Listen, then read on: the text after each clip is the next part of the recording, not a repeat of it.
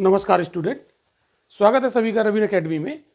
आप लोग पढ़ रहे हैं हमारे साथ यानी रवीन सिंह के साथ इंडियन इकोनॉमी।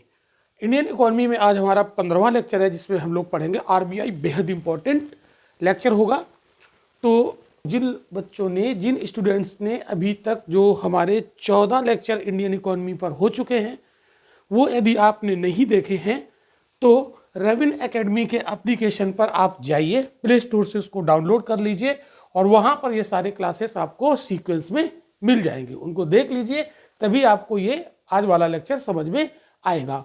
और अगर आपको ऑनलाइन डिटेल में मेरी क्लास करनी है तो आप उससे जुड़ी हुई कोई जानकारी यदि चाहते हैं तो स्क्रीन पर दिए गए व्हाट्सएप नंबर पर आप अपना मैसेज छोड़ सकते हैं या आप डायरेक्ट कॉल कर सकते हैं, जिससे हमारी टीम आपको पूर्णतया गाइड कर देगी कि किस तरीके से हमारी कक्षाएं आपको मिल पाएंगी। ओके, तो चलिए आज हम लोग बात करेंगे रिजर्व बैंक ऑफ इंडिया। तो देखिए, जो रिजर्व बैंक ऑफ इंडिया होता है ये भारत में एक केंद्रीय बैंक होता है। ओके, ये एक सेंट्रल बैंक होता है, सेंट्रल बैंक। तो सेंट्रल बैंक क्या होता है? ये एक apex banking and financial institute होता है किसी एक देश का। ओके, तो central bank is the apex, central bank is the apex banking and financial institution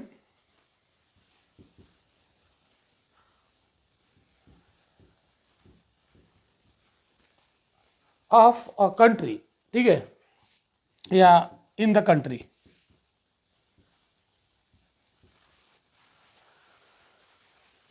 तो कोई भी सेंट्रल बैंक, मतलब हर एक देश का एक सेंट्रल बैंक होता है। तो ये जैसे भारत में जो सेंट्रल बैंक होता है उसको आरबीआई कहते हैं, इसी प्रकार अदर कंट्री के जो सेंट्रल बैंक होंगे उसको कुछ और कहेंगे। तो ये जरूरी नहीं कि सभी देश में आरबीआई ही बोला जाए, इंडिया में इसको बोलते हैं। तो almost every country has one central bank. तो India got its central bank in 1935 and its name is reserve bank of India. ठीक है, तो भारत का जो सेंट्रल बैंक भारत को मिला वो 1935 में मिला। ये कैसे बना, क्या हुआ, ये सारी बातें हम लोग यहाँ पर करेंगे। और आरबीआई के फंक्शन क्या हैं या किसी देश का जो सेंट्रल बैंक होता है उसके क्या फंक्शन होते हैं। ओके, तो बात करते हैं हम लोग भारत के सेंट्रल बैंक यानी रिजर्व बैंक ऑफ इंडिया की। तो भारतीय रिजर्व बैंक, भारतीय रिजर्व बैंक, तो भारतीय रिजर्व बैंक ये भारत का केंद्रीय बैंक है। ये भारत का केंद्रीय बैंक है। सेंट्रल बैंक ऑफ इंडिया ये भारत के सभी बैंकों का संचालक भी है। भारत के सभी बैंकों का संचालक,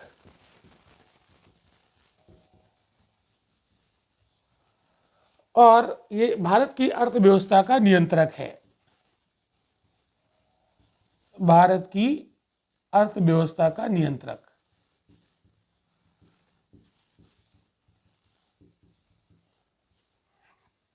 तो किसी भी देश को सेंट्रल बैंक की जरूरत क्यों पड़ती है? जैसे भारत को आरबीआई की जरूरत क्यों पड़ी? तो भारत में बहुत सारे बैंक हैं, उनको रेगुलेट कैसे किया जाए, है ना, भारत के सभी बैंकों को संचालित कैसे किया जाए, तो इसके लिए एक केंद्रीय बैंक की आवश्यकता महसूस हुई। और इसी आवश्यकता को ध्यान में रखते हुए भारत में एक केंद्रीय बैंक की स्थापना होती है, जिसको हम लोग रिजर्व बैंक ऑफ इंडिया के नाम से जानते हैं। तो रिजर्व बैंक ऑफ इंडिया की स्थापना में बाबा साहब अंबेडकर का एक बहुत बड़ा रोल रहा है। कैसे ये रोल इनका रहा है? तो रिजर्व बैंक ऑफ इंडिया की स्थापना का जो दृष्टिकोण था वो बाबा साहब ने हिल्टन यंग कमीशन के सामने 1926 में रखा था। हिल्टन यंग आयोग, हिल्टन यंग आयोग 1926। तो देखिए, जो भारत में केंद्रीय बैंक की स्थापना हुई उसके लिए एक कमीशन बनाया गया था जिसको हिल्टन यंग कमीशन बोला जाता है। तो हिल्टन यंग कमीशन के सामने रिजर्व बैंक ऑफ इंडिया की स्थापना का दृष्टिकोण बाबा साहब भीमराव अंबेडकर ने रखा था। और 1926 में ये जो कमीशन बना तो इसका नाम था royal commission on Indian currency and finance. क्या नाम था इसका? रॉयल कमीशन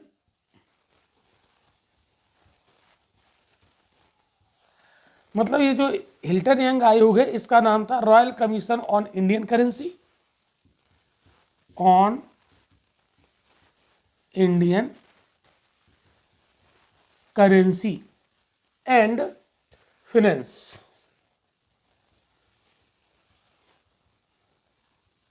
ये इसका नाम था और इसी को हम लोग हिल्टन यंग आयोग के नाम से जानते हैं। तो इसी कमीशन की रिकमेंडेशन पर 1935 में 1 अप्रैल 1935 को आरबीआई की स्थापना होती है। तो आरबीआई की स्थापना के पहले एक आरबीआई एक्ट बनाया गया।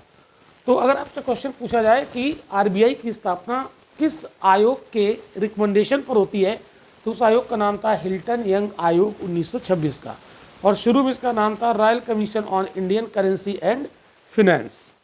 ओके, तो इसकी रिकमेंडेशन पर आरबीआई एक्ट बनता है। आरबीआई एक्ट 1934 आया और इस आरबीआई एक्ट के तहत 1 अप्रैल 1935 को भारत को एक सेंट्रल बैंक मिलता है जिसे हम लोग रिजर्व बैंक ऑफ इंडिया के नाम से जानते हैं। तो 1935 में इसकी स्थापना होती है 1 अप्रैल 1935 को। लेकिन जब ये शुरू में स्थापित होता है तो ये भी एक प्राइवेट बैंक था। कैसा बैंक था? ध्यान रखिएगा, ये जब बना था तो ये एक प्राइवेट बैंक था। इसका मतलब इसमें सरकार का कोई रोल नहीं था। लेकिन बाद में इसको नेशनलाइज किया गया, आरबीआई को नेशनलाइज कर दिया गया।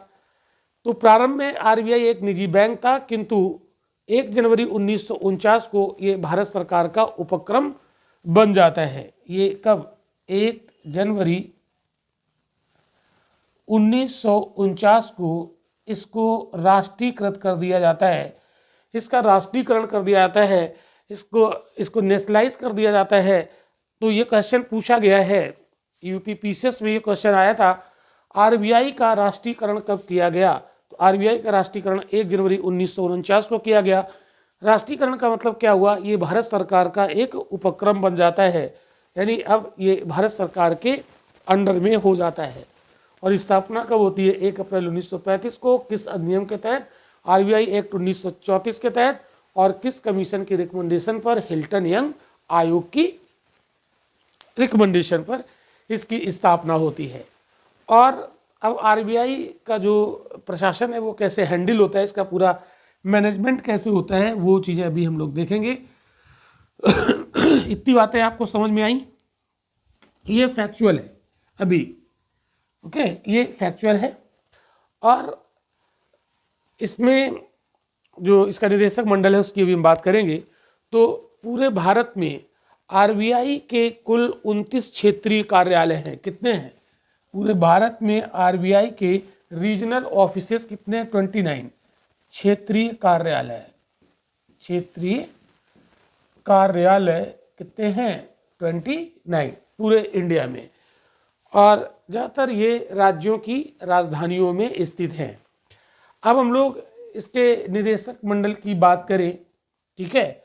आरबीआई में जो निदेशक मंडल होता है इसका कामकाज कैसे देखा जाता है, तो निदेशक मंडल की यहाँ पर हम लोग बात करते हैं।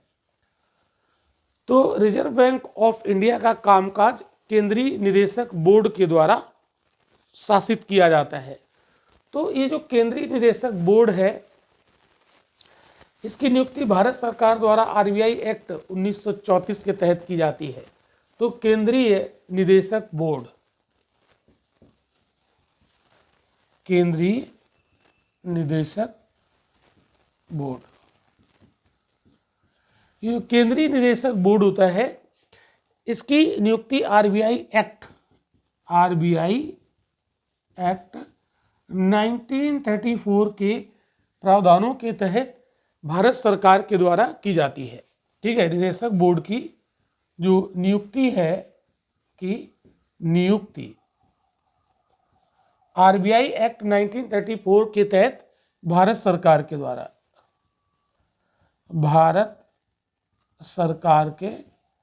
द्वारा इसकी नियुक्ति की जाती है। ये बात आपको याद रखना है। और इसमें जो भी ये निदेशक मंडल में मेंबर्स होते हैं उसका कार्यकाल 4 वर्ष का होता है। तो इसमें जो भी निदेशक मंडल में शामिल होंगे उनका कार्यकाल कितना होगा, 4 साल का कार्यकाल होता है। ये बात भी ये प्रीलिम में फैक्ट आपसे पूछ सकता है, हालांकि यूपीएससी तो नहीं पूछेगा लेकिन स्टेट पीएससी इस टाइप के फैक्ट पूछ लेता है। ठीक है, तो केंद्रीय निदेशक बोर्ड की संरचना को हम लोग अब देखेंगे कि आरबीआई का जो केंद्रीय निदेशक बोर्ड होता है इसमें कौन कौन होता है। तो इसमें एक तो सरकारी निदेशक होता है और दूसरा गैर सरकारी निदेशक। तो निदेशक बोर्ड ऐसे हम लिख लेते हैं, स्ट्रक्चर बना देते हैं, केंद्रीय निदेशक board, central board of director RBI का। इसमें इसके 2 पार्ट हम कर सकते हैं। एक हम लोग देखेंगे सरकारी निदेशक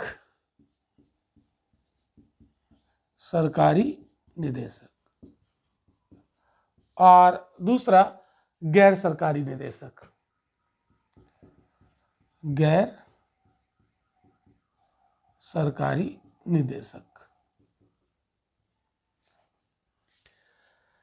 सरकारी निदेशक में 1+4 आप ऐसे इसको याद रखो। ये 1 होते एक पूर्णकालिक गवर्नर, परमानेंट मतलब पूर्णकालिक गवर्नर, इसकी संख्या 1 ही होती है।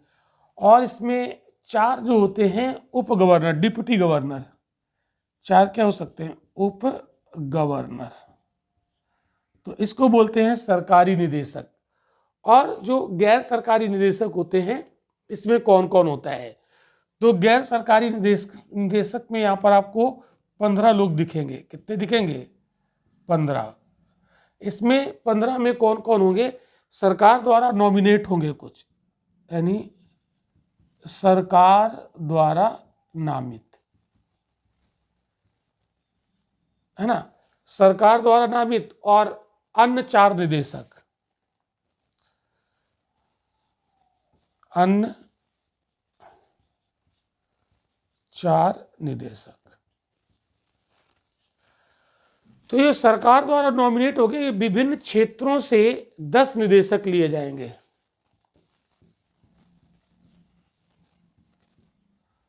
विभिन्न क्षेत्रों से 10 निदेशक प्लस इसमें एक सरकारी अधिकारी होगा, एक सरकारी अधिकारी। और ये जो अन्य 4 निदेशक होंगे ये 4 स्थानीय बोर्ड से एक एक लिया जाएगा, 4 स्थानीय बोर्ड से एक एक, तो 4 हो जाएंगे। तो आरबीआई के जो 4 लोकल बोर्ड होते हैं, है ना, मुंबई, कोलकाता, मद्रास और दिल्ली, वहां से एक एक लिया जाएगा। ठीक है, तो ये जो केंद्रीय बोर्ड होता है इसका कार्य क्या, ये इतना पूरा स्ट्रक्चर है। तो कितने हो गए, 5 ये हो गए, है ना, सरकारी निदेशक में। गैर सरकारी निदेशक में 15 हमने आपको बताया, 10 ये, 1 11 और 4 15। ठीक है, तो इस तरीके से यहाँ पर आप इसको देख सकते हैं।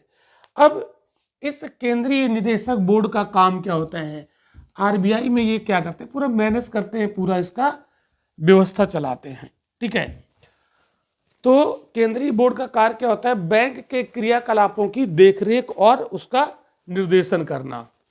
ठीक है, अब इसके जो स्थानीय बोर्ड है वो कहाँ कहाँ है, मुंबई, कोलकाता, चेन्नई और नई दिल्ली। ठीक है, स्थानीय बोर्ड कहाँ कहाँ पर है ये आप ध्यान रख सकते हो। आरबीआई के लोकल बोर्ड, तो ये एक तो मुंबई में है, ठीक है, और कोलकाता, चेन्नई और नई दिल्ली, ये इसके 4 स्थानीय बोर्ड हैं। नई दिल्ली, ठीक है, ये इसके 4 स्थानीय बोर्ड हैं, ठीक है, ये आपको याद रखना है। अच्छा, शुरू में आरबीआई कोलकाता में था, 1937 से ये मुंबई में चला गया, ठीक है। और प्रत्येक जो स्थानीय बोर्ड है यहाँ पर 5 सदस्य होते हैं, केंद्र सरकार द्वारा नियुक्त होते हैं और 4 वर्ष के लिए होते हैं। तो ये जो स्थानीय बोर्ड है इसमें प्रत्येक में कितने सदस्य होते हैं? प्रत्येक में 5 सदस्य होते हैं, 5 सदस्य होते हैं। कौन नियुक्त करता है? केंद्र सरकार द्वारा, केंद्र सरकार द्वारा नियुक्त, ठीक है। और कार्यकाल इनका कितने दिन का होता है? कार्यकाल इनका होता है 4 वर्ष, 4 वर्ष का इनका कार्यकाल होता है। 4 वर्ष की अवधि के लिए इन्हें अपॉइंट किया जाता है। अभी स्थानीय बोर्ड क्या करता है?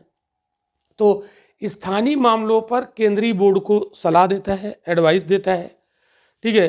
केंद्रीय बोर्ड द्वारा समय समय पर सौंपे गए और ऐसे कार्य है ना, उनका भी ये निष्पादन करता है, ठीक है। थोड़ा थोड़ा हल्का हल्का हम आपको बता देते हैं। अब इसमें एक वित्तीय पर्यवेक्षण जो होता है, तो रिजर्व बैंक का जो मतलब एक होता है वित्तीय पर्यवेक्षण बोर्ड। सुन लो, इसको समझ लो, थोड़ा सा बता देते हैं। जो आरबीआई है, एक मिनट,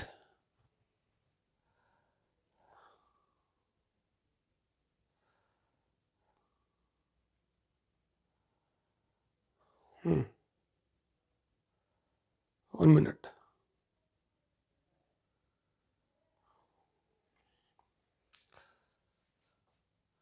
चलिए कुछ खास नहीं, इसको छोड़ देते हैं, स्किप कर देते हैं।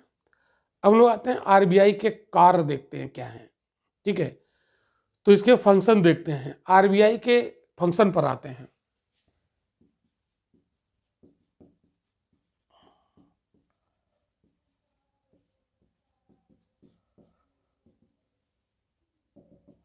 आरबीआई के प्रमुख कार्यों की बात हम लोग यहां पर करते हैं।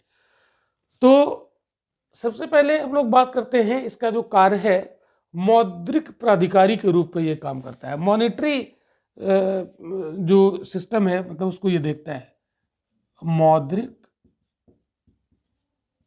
प्राधिकारी होता है,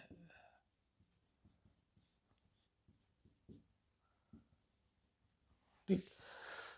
एक मिनट, मतलब मॉनिटरी अथॉरिटी, इसको क्या कहोगे इंग्लिश में? मॉनिटरी अथॉरिटी,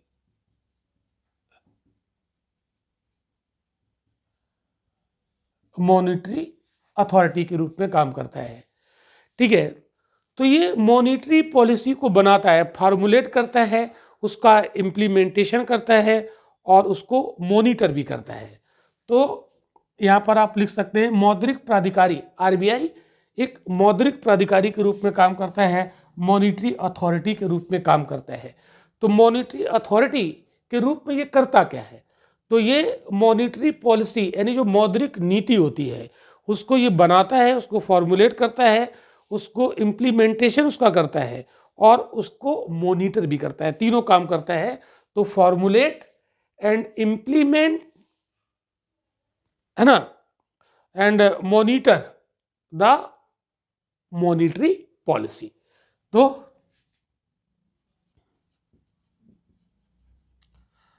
मॉनिटरी पॉलिसी को फॉर्मुलेट करता है यानी बनाता है, फॉर्मुलेट करता है ना, उसको इम्प्लीमेंट करता है इम्प्लीमेंट करता है और उसको मॉनिटर भी करता है, इम्प्लीमेंट और उसे एंड मॉनिटर।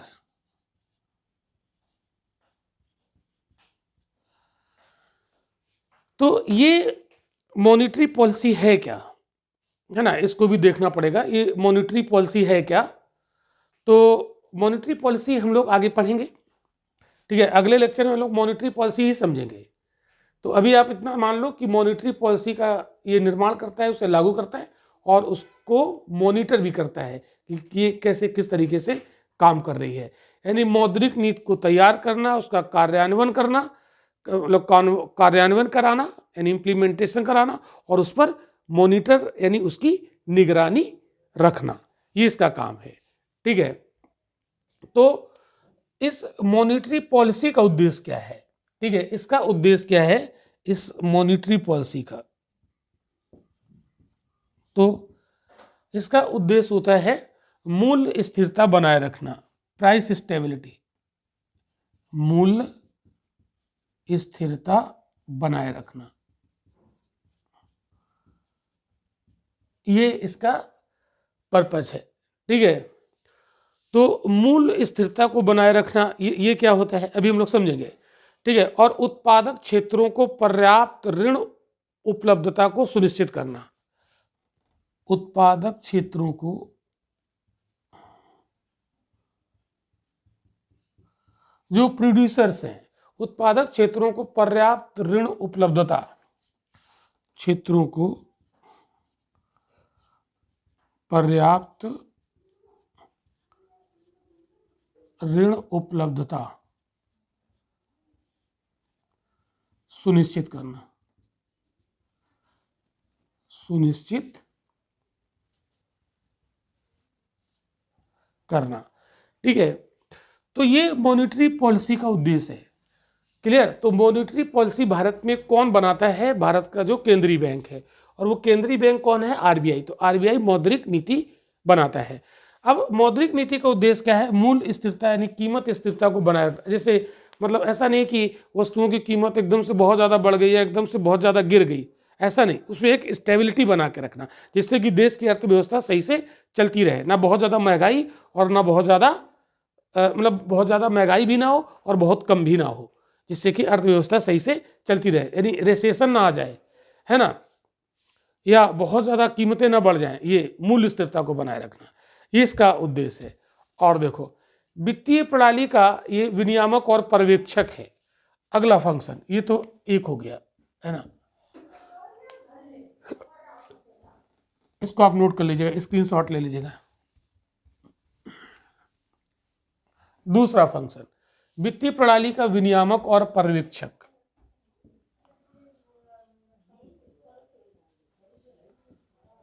वित्तीय प्रणाली का विनियामक और पर्यवेक्षक,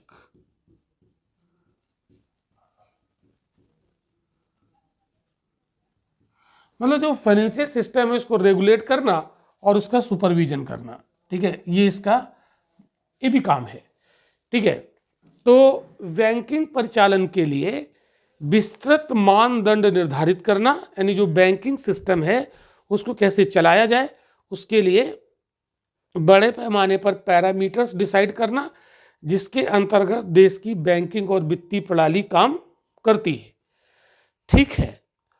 और इसका उद्देश्य क्या है ना, बैंकिंग प्रणाली में लोगों का विश्वास बनाए रखना, जमाकर्ता जो बैंक में पैसे जमा करते हैं उनके हितों की रक्षा करना और आम जनता को किफ़ायती बैंकिंग सेवाएं उपलब्ध कराना, ये उद्देश्य है वित्तीय प्रणाली का, ठीक है। ये पॉइंट आप लोग नोट कर लीजिएगा, ठीक है।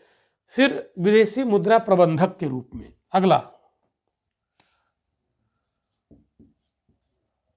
अगला फंक्शन विदेशी मुद्रा प्रबंधक के रूप में,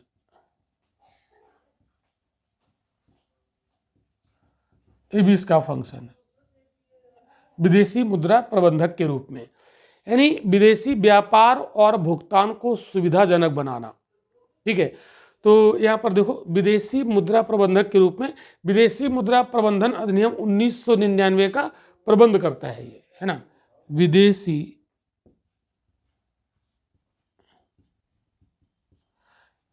विदेशी मुद्रा प्रबंधन अधिनियम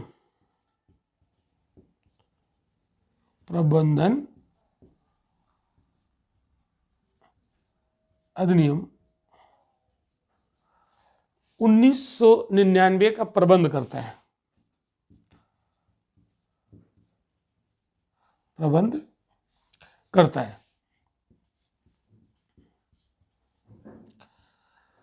फॉरेन करेंसी मैनेजमेंट एक्ट,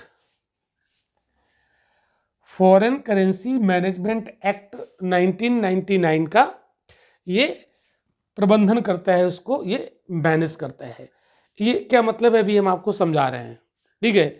तो विदेशी मुद्रा प्रबंधन का काम ये करता है, इसका उद्देश्य क्या है?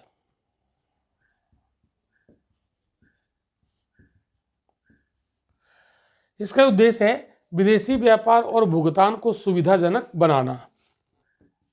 विदेशी व्यापार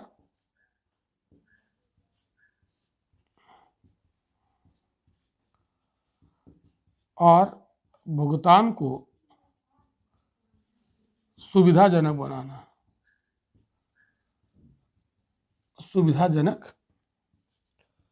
बनाना।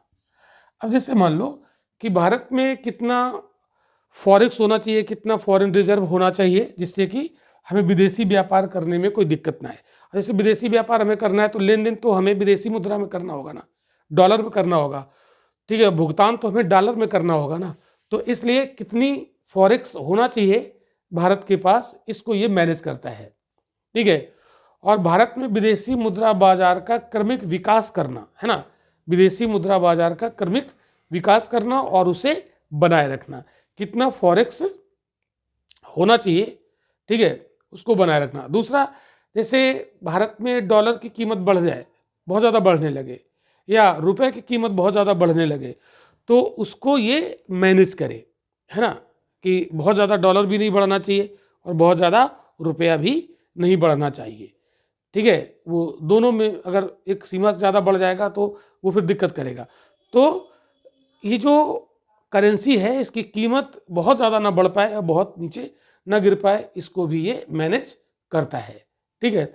और जो इसका और एक बहुत इंपॉर्टेंट काम है वो करेंसी जारी करना, मुद्रा जारी करना, ठीक है।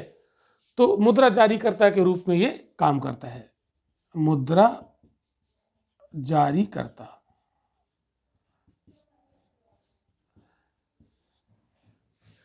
करेंसी इशू करता है, तो करेंसी जारी करता है और उसका ये विनिमय भी करता है, ठीक है। और अगर कोई करेंसी चलन में नहीं रहती है, चलन के योग्य नहीं रहती है, तो उसे डिस्ट्रॉय भी कर देता है। जैसे आप देखते हैं कि डिमोनेटाइजेशन हुआ, तो जो 500 के पुराने नोट थे, 1000 रुपए के नोट थे, वो चलन के लायक नहीं रहे, तो उनको लेके उसको डिस्ट्रॉय कर दिया। तो करेंसी को छापना और उसे डिस्ट्रॉय भी करना, ये दोनों काम है, ठीक है। तो उद्देश्य क्या है इसका, मुद्रा जारी करने का उद्देश्य है कि आम जनता को अच्छी गुणवत्ता वाले करेंसी नोटों और सिक्कों की पर्याप्त मात्रा में उपलब्धता, ठीक है। तो ये करेंसी नोट और जो सिक्के हैं वो जारी करता है, क्लियर। ये अब इसके पीछे ये अपने पास कुछ रिजर्व रखता है, आरबीआई जो है अपने पास कुछ रिजर्व रखता है। तो कितना रिजर्व रखता है आरबीआई? तो 200 करोड़ गोल्ड के बराबर ये रिजर्व रखता है। तो ये भी क्वेश्चन आपसे पूछ सकता है कि आरबीआई कितना रिजर्व रखता है, तो 200 करोड़ गोल्ड के बराबर। तो मिनिमम रिजर्व सिस्टम है आरबीआई का, वो कितना है, तो 200 करोड़। तो 200 करोड़ में ये रखता है 115 करोड़ रिजर्व, किस फॉर्म में, ठीक है, ये रखता है गोल्ड मतलब रुपये के फॉर्म में ना, 115 करोड़ ये किस फॉर्म में रखता है, रुपये के फॉर्म में रखता है। और 85 करोड़ रखता है ये फॉरेन करेंसी के रूप में, 85 करोड़ फॉरेन करेंसी के रूप में रखता है। तो आरबीआई के पास कितना मिनिमम रिजर्व होना चाहिए? 200 करोड़। ठीक है, और इस 200 करोड़ में 115 करोड़ ये रुपये के रूप में और 85 करोड़ फॉरेन करेंसी के रूप में ये रखता है, ये भी ध्यान रखिएगा। तो मुद्रा जारी करना इसका काम है। ठीक है, अब मन चाहे उतना मुद्रा नहीं छाप सकता है। ठीक है, अगर ऐसा होने लगे तो फिर भारत में गरीबी दूर कर दी जाए मुद्रा छाप के। ठीक है, मुद्रा छापने का भी एक तरीका होता है, उस पर आगे हम लोग चर्चा करेंगे कि आरबीआई अगर जरूरत से ज़्यादा मुद्रा छाप दे तो क्या होगा। ठीक है, इकॉनमी एक जैसे बलून में हवा भरी है वैसी इकॉनमी हो जाएगी। ठीक है, तो वो अच्छी बात नहीं होती है। तो नेक्स्ट इसका जो हम लोग काम देखेंगे, तो ये हमने देखा अभी तक आरबीआई का कुछ मुख्य काम देखे। इसके अलावा ये कुछ विकासात्मक कार्य भी करता है। ठीक है, विकासात्मक भूमिका भी इसकी होती है, विकासात्मक भूमिका, डेवलपमेंट वाला काम भी आरबीआई का होता है। ठीक है, तो जैसे राष्ट्रीय उद्देश्यों की सहायता के लिए ये व्यापक स्तर पर प्रोत्साहन वाले कार्य भी करता है। ठीक है, और देखो ये सरकार का बैंकर भी है, सरकार का ये बैंकर भी है। सरकार का बैंकर का मतलब क्या हुआ? अगर जैसे सरकार को ऋण की जरूरत पड़ी तो आरबीआई के पास जाएगी, आरबीआई उस सरकार को ऋण दे देगी। ठीक है, तो केंद्र और राज्य सरकारों के लिए ये एक व्यापारिक बैंक की भूमिका अदा करता है आरबीआई, और उनके बैंकर का कार्य भी करता है। और ये बैंकों के लिए भी बैंकर है, यानी बैंकर ऑफ द बैंक्स, बैंकों का बैंकर। तो जैसे कोई बैंक अगर ऋण लेना चाहती है तो आरबीआई के पास जाएगी और आरबीआई उस बैंक को ऋण दे देगी। ठीक है, तो आरबीआई ऋण किसको किसको देती है? सरकार को दे सकती है, केंद्र सरकार, राज्य सरकार, और जो कॉमर्शियल बैंक हैं, जो सभी अनुसूचित बैंक हैं, उनके खाते आरबीआई के पास होते हैं। ठीक है, और कॉमर्शियल बैंक जो अनुसूचित बैंक है, शेड्यूल्ड बैंक, वो आरबीआई से जाकर ऋण ले सकते हैं। क्लियर? तो ये इसके कुछ काम।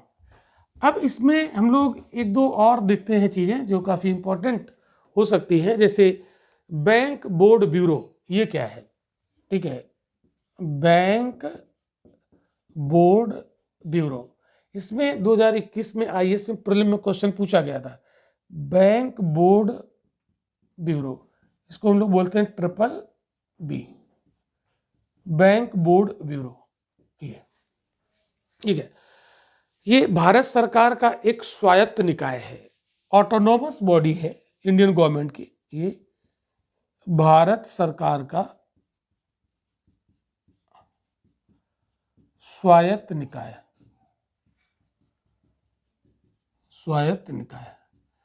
देखिए ये थोड़ा सा यहाँ पर फैक्चुअल है, अब आगे जो कॉन्सेप्चुअल चीजें आएंगी तो फिर वहां पर हम आपको कॉन्सेप्ट बताएंगे। अब ये तो याद करना है। ठीक है, फरवरी 2016 में सरकार ने ये बैंक बोर्ड ब्यूरो की स्थापना का एक प्रस्ताव मंजूर किया था। कब?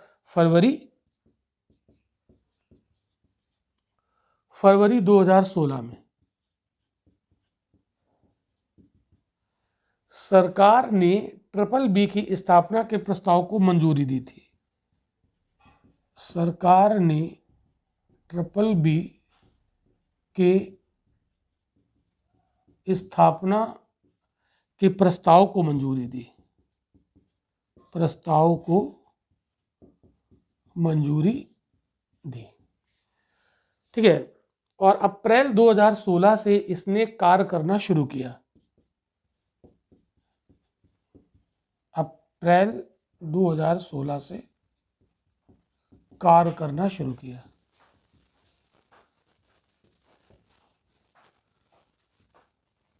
कार्य करना शुरू कर दिया इसने।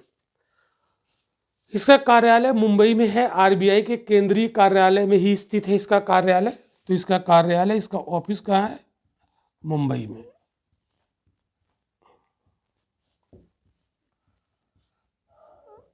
इसका कार्यालय मुंबई में है।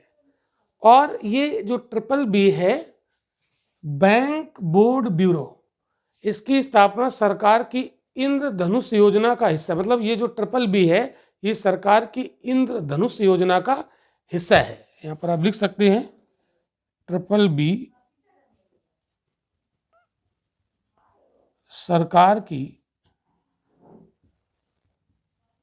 इंद्रधनुष योजना का हिस्सा है। ये इंद्रधनुष योजना क्या है? ये एनपीए की समस्या के समाधान के लिए ये योजना लाई गई थी, जिसे इंद्रधनुष योजना कहा जाता है। ठीक है, तो उसी के हिस्सा के रूप में ये बैंक बोर्ड ब्यूरो 2016 में अस्तित्व में आता है। इस बैंक बोर्ड ब्यूरो के पहले अध्यक्ष थे विनोद राय।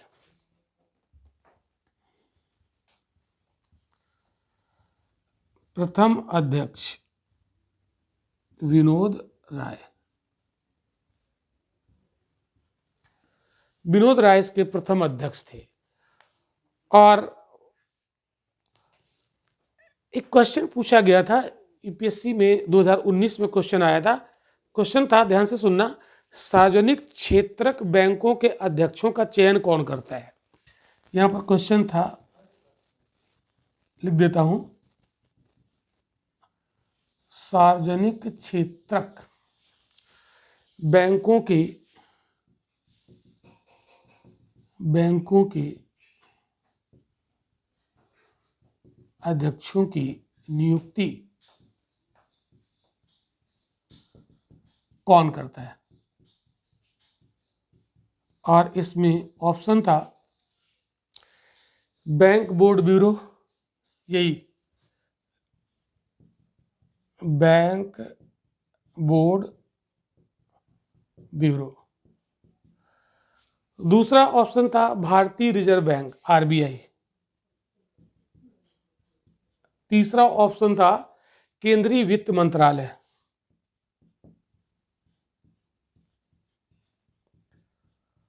केंद्रीय वित्त मंत्रालय, मिनिस्ट्री ऑफ फाइनेंस है ना। और संबंधित बैंक का प्रबंधन,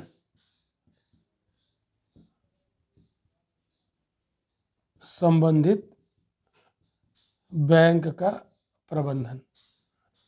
ये क्वेश्चन था 2019 में आया था।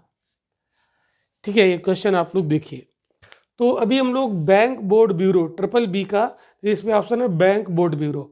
ठीक है, तो सार्वजनिक क्षेत्रक बैंक, यानी जो गवर्नमेंट सेक्टर के बैंक है, उनके जो अध्यक्ष है उनको कौन अपॉइंट करता है, ये क्वेश्चन था आईएएस 2019 में। तो अभी हम लोग यहाँ पर बैंक बोर्ड ब्यूरो के अभी हम लोग कार्य देखेंगे तो हमें पता चल जाएगा इसका आंसर। ठीक है, इसका आंसर हमें पता चल जाएगा।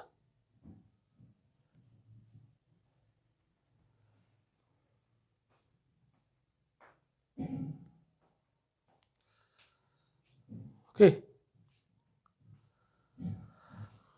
तो इसके भी हम लोग फंक्शन देख लेंगे। ठीक है, तो ये इसका आंसर अभी हम आपको बताएंगे। वैसे आंसर तो इसका यही होगा, ए।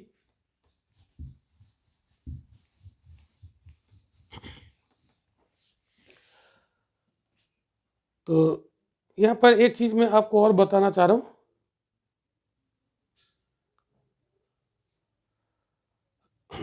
एक मिनट। हाँ, जो आरबीआई है, इसके जो सबॉर्डिनेट हैं आरबीआई के, वो कौन कौन से हैं? ठीक है,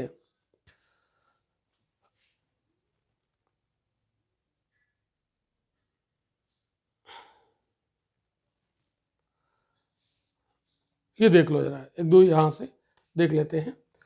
तो इसके जो आरबीआई के कुछ सहायक संस्थाएं हैं वो कौन कौन सी हैं? तो पहला, deposit insurance and credit guarantee corporation,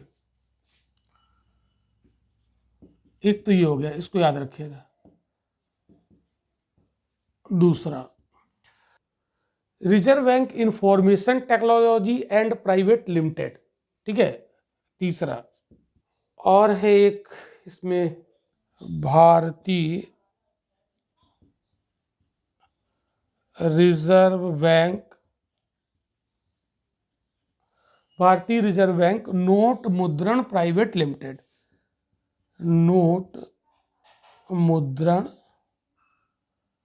private limited. तो ये आरबीआई के कुछ सबॉर्डिनेट हैं, ठीक है, इसको आप याद रखिएगा, ये कुछ संस्थाएं हैं, ठीक है। तो ये थोड़ा सा फैक्चुअल था, फैक्चुअल इंफॉर्मेशन थी। तो आज के टॉपिक में हमने आरबीआई बताया, आरबीआई गठन कैसे हुआ और फिर आरबीआई के प्रमुख फंक्शन क्या हैं। अब हमने आपको जैसे बताया कि आरबीआई का एक प्रमुख फंक्शन है जो मॉनिटरी पॉलिसी जारी करता है। तो जो मॉनिटरी पॉलिसी फॉर्मुलेट करता है वो क्या है, तो पूरा हम लोग डिटेल में पढ़ेंगे। मॉनिटरी पॉलिसी आरबीआई के द्वारा जो जारी की जाती है और उससे ये भारत की अर्थव्यवस्था को कैसे नियंत्रित करता है, तो उसको हम लोग देखेंगे अगले क्लास में। ओके।